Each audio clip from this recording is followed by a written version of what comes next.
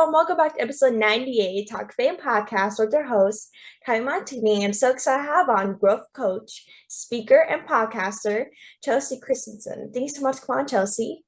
I am so happy to be here. I'm so happy to have you on. So I wanted to ask you, what made you want to decide to pursue a career as a coach? What made you kind of want to decide to kind of pursue that as a career? So let's go back all the way to my childhood, and I look back, and there's everyone has different things that they're interested in, right? And maybe like it showed up in gifts that you asked for Christmas, or or toys that you played with, or things that were important to you. And way back in the day, my very favorite Christmas gift I ever got was a Let's Play school kit. And I used to torture my friends and my siblings, and I would have them sit down and I would like teach them. And my mom was a dance teacher. She actually turned into a school teacher as well. And so for my whole life, I was like, oh, I want to be a mom and I want to be a teacher. And both my parents had their own businesses. So like entrepreneurial spirit is well alive inside of me. And I had this teaching idea that I wanted to be a teacher. And then I also had this idea that I wanted to be like an entrepreneur. Like I wanted to create my own business and I wanted to be a mom. And so, like fast forward all these years later, I have, I taught dance for a long time. I coached a drill team, and then I started into business, and I kind of accidentally started my screen printing company, but that has grown to my full-time thing. It is a business where I have lots of employees and we do a lot of work and all of these things. But the years of growing businesses, and I found myself in a place where I actually hired my very first business coach. And I was looking for someone who was running businesses, but also like living a life that looked and felt good. Mhm. And so that's how I chose how to hire someone. And while I was learning from him, all of a sudden this light bulb turned on, and I was like, oh my gosh, I want to do what he's doing.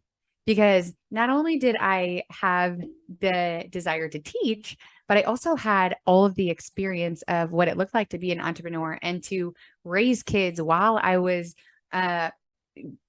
growing a business and working those things side by side, and how like the struggles that I faced and all those things. And I had no problem sharing that experience with other people, but I was like, I want to help people avoid the pain and the suffering that I experienced trying to do all of these things by myself, or to be able to find clarity in what it is that they're doing. Like I can help people with that. And so really that's when I decided I wanted to be a coach. It's amazing. What was the hardest part for you when you were starting a business? Obviously, starting a family was your biggest priority. And with my sister, she has her own business and is a mother of a 2-year-old. So Mm-hmm. she is obviously trying to balance both those things. But what was kind of the hardest part for you trying to do your business and being a mom itself? I think it's really hard because no day looks the exact same. And so there's not that consistency that maybe you experience when you're just like going to a 9 to 5 job, or you don't have kids, is that every day kind of felt a little bit different. And sometimes it would be like my business really needed me. Sometimes my kids would need me even more. Getting to the place where I realized that I could be a much better like mom and also employee for myself when if I would hire help with my children. So a few days a week, as my kids were little, I ended up hiring a nanny. And that at first that sort of felt like failure to me, like, oh crap, now like I'm letting someone else like raise my kids in this way, or now I'm missing out on all of this with my kids. But what I actually turned into was like I gave them an opportunity to be loved by so many awesome girls that would Mhm. come and would love them. And it was really cool for me because I was able to work from home. So when it was bedtime, or if there needed to be like some punishment or discipline happening, like I could step in and still do that. Mhm. Which I know that's not the case for every working mom, but that was, it's hard to believe that there is a balance. It's hard to believe that like the work that you're doing will pay off. But as I look back over my experience of balancing, and balancing means giving and taking. It doesn't mean that it's this Mhm. perfect harmony, like a 50-50 split. It doesn't mean that. It means like this balance of like give and take, and sometimes one is going to need more attention and sometimes it's the other thing. And so being willing to be flexible and to not be stuck in like the guilt and the shame that can come from being a working mom. And then also like looking back and seeing the lessons that were learned, that I believe that my children have learned by watching me do things that feel important to me, or that have really like it's me stepping into my ownership of my power or my dreams and my gifts. So being able to step into that and be the example has been like the most rewarding thing ever. I love that. And so you help passionate women navigate the dance of growth in businesses, life, and motherhood. Like, how can women that struggle with those things make a better living with those issues that they're struggling with? Sorry, it's cutting out. What can you ask that question again? Yeah. And so, like I said, like you help passionate women navigate the dance of growth in business, life, and motherhood. Like, how can like women that struggle with those things make a better living with those issues that they're struggling with? So because I picked the topic of dance of growth because a lot of times we believe that growth looks a very specific way. And I say that growth is like a dance because it truly is. Mhm. It goes fast and it's slow. And the thing that makes a dance really beautiful is the movement that's happening. And so I really focus on helping people see the movement that is currently happening and then also focus on the movement that they would like to see happen. And really find peace and joy and happiness in the process of each season of growth. So a lot of times we're having these experiences that feel bad or hard or heavy. And if we can either let it feel bad, hard, or heavy, or we can say, this is really hard, but I Mhm. see the growth that's happening here. I see that it is pushing me to a new level of strength. I see that it's pulling out courage and fight in me that I didn't even know existed. So we can really take each individual season of growth and make it mean something so beautiful in our lives and our businesses and in motherhood. Exactly. And so like when if people are like kind of interested in doing a business or kind of want to start a business, like what in your opinion are kind of the first steps of starting a business? Because I know some people, especially me, have sometimes struggle with starting something, especially like a business. So a lot of people, when they want to start something, they make up a whole like list of things that they need to do to start Mhm. the business. And the reason why we do that naturally is because the more things that we have to do to get started, the more time that gives us in our mind to be able to like put it out there. So it's actually Mhm. we're creating roadblocks for making us have to make movement. And so I would say start right away. Start right away. If you have a desire for a business, the chances of that business is that you're like solving a problem for someone. So Mhm. you have a product or a service that is going to solve the problem. So knowing what problem you're going to solve and then start speaking to your customers. A lot of people sell a lot of stuff before the thing's even created because they already Mhm. know what problem they're going to solve. So put your offering out there. You have business once you have a solution or a product or a service and someone who's willing to pay for it. That's the start of a business. 100%. And so, like, if people are kind of struggling with in motivation, especially business or whatever they kind of do or work, kind of like, what are some topics on how to become better motivated in your job or your business? I think motivation is like people want motivation to feel like excitement or like I can do this or confidence. Like they think that so motivation comes from purpose.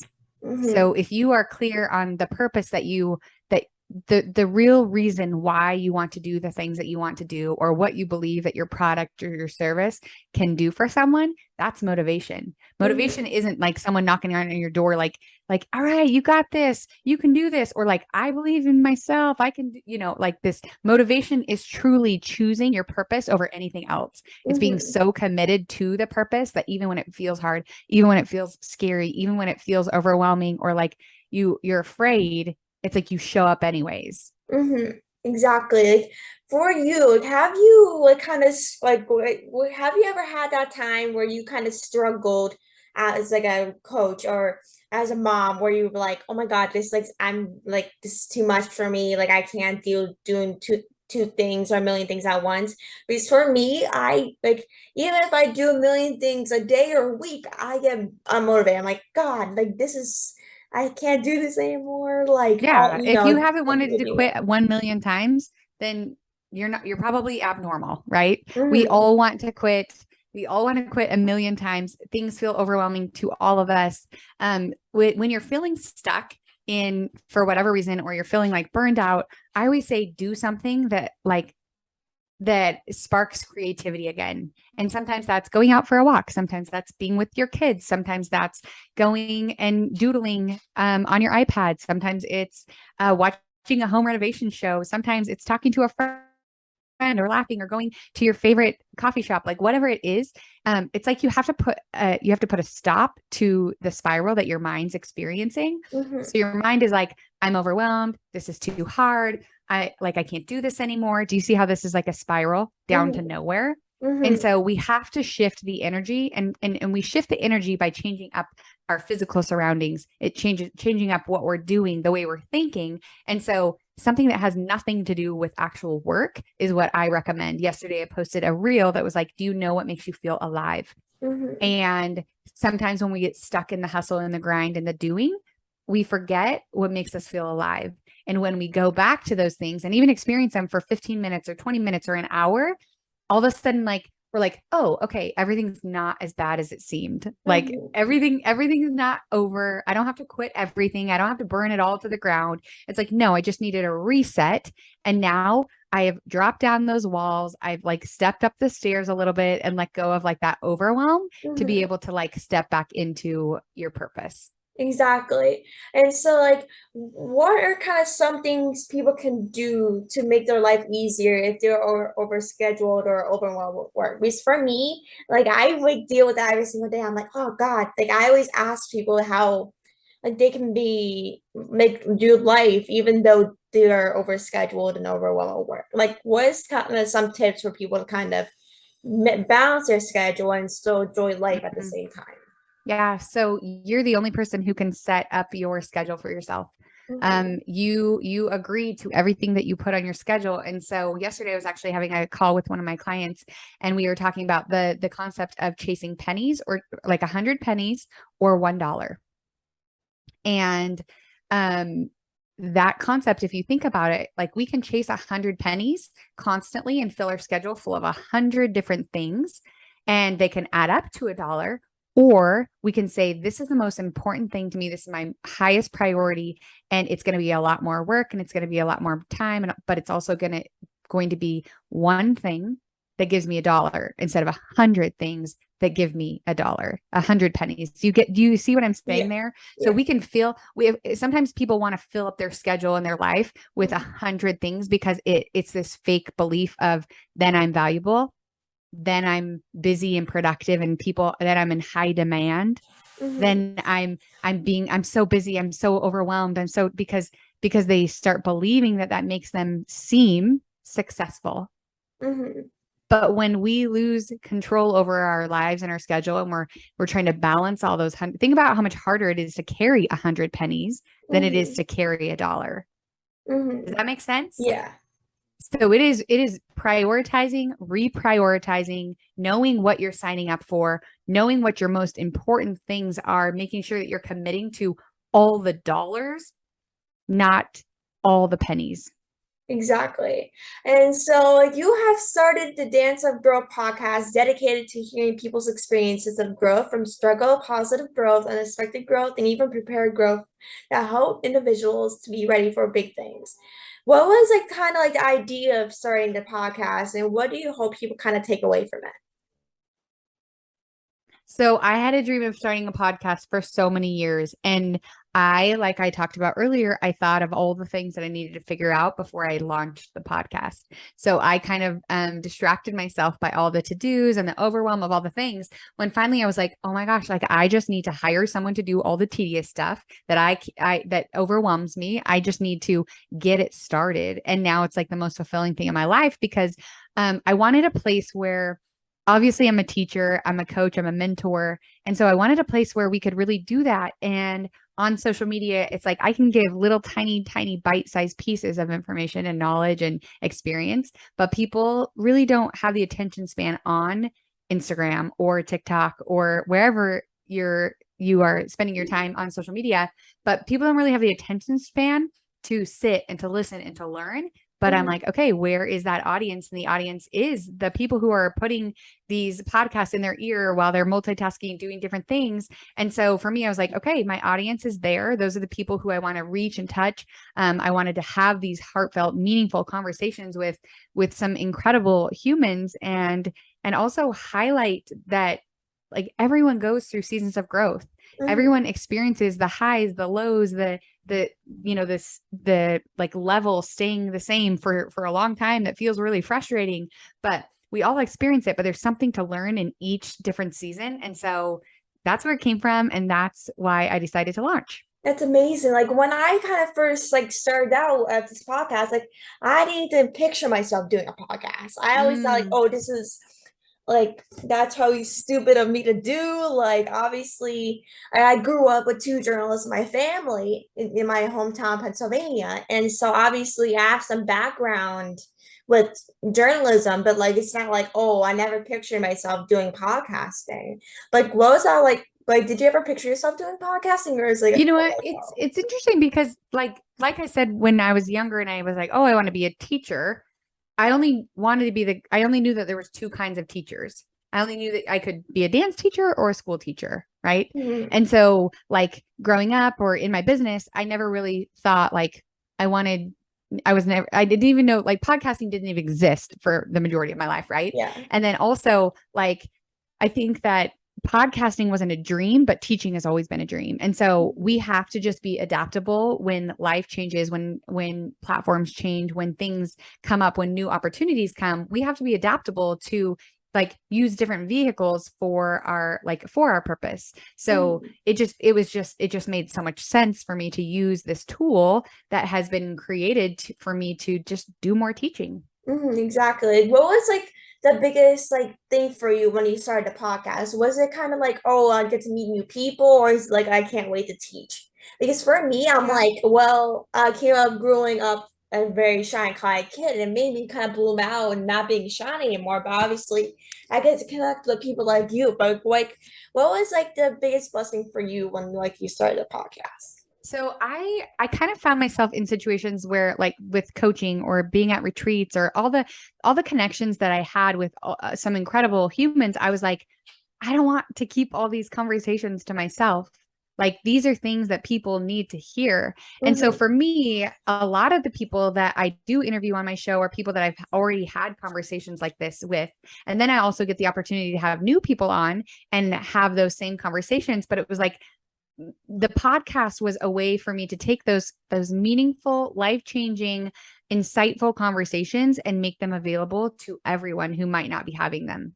Exactly. Like that's how I was. Obviously, like before I even had the podcast, I'm like, oh my God, like I hate having like replaying these conversations in my mind that stuck out to me. Why can't people hear them too? Obviously, it Mm, might impact me, but it might impact other people too.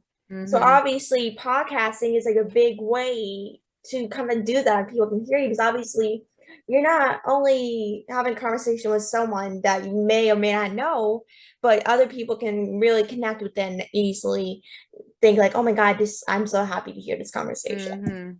Yes, it's a beautiful tool for people to be able to learn from outside resources. So it's like this, it's self-evaluation, but like through other people. And I think that a lot of times people are willing to put down their walls and to be more open to like listening and learning and understanding when they're hearing someone else's experience that is relatable to them, but it's not Mhm. directly like about them. Yeah, exactly. And so the final question I have for you is what is some advice for people that kind of want to help people in terms of growth or kind of want to be a speaker or like a podcaster in some type of way?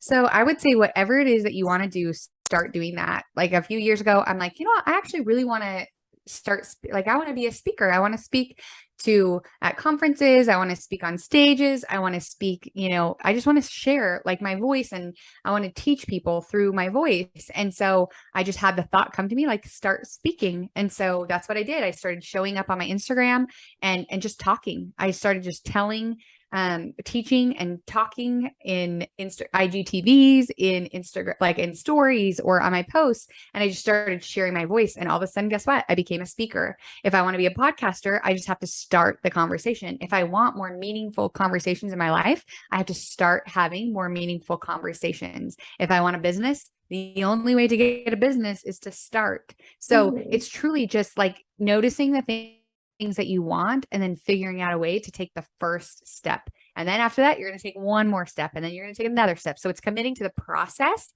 to get the results that you're really, really wanting.